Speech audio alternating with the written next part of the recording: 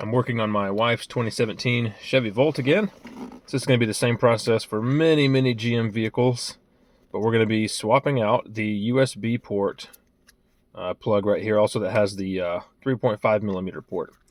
It's very important that you use a factory part or a brand that makes factory parts like this one, which is Delphi. It's going to be a pretty easy replacement.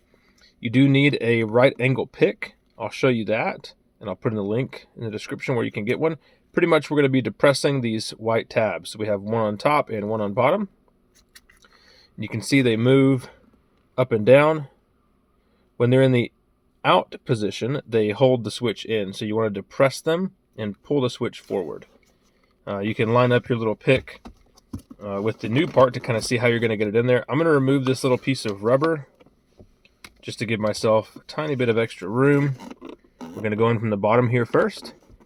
Just push your pick in there, kind of wiggle around, and then right when you're in the middle of it, you just kind of push forward.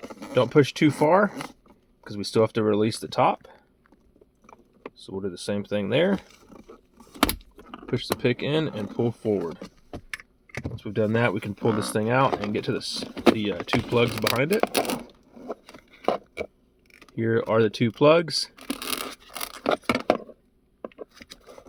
You can't put them in incorrectly, so don't worry about that. I'm doing it with one hand, so I've got to be careful I don't let the plugs go away. It'd be a pain in the butt to fish those things out.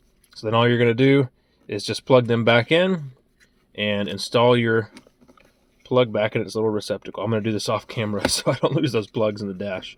There's only one way that it goes in, with this little protrusion pointing towards the left or the driver's side, and the aux port on the passenger side there. So that's pretty much all there is to it. Really a pretty easy swap. I'll put links to the piece and the tool down below. If you have any questions, put them in the comments. Thanks for watching.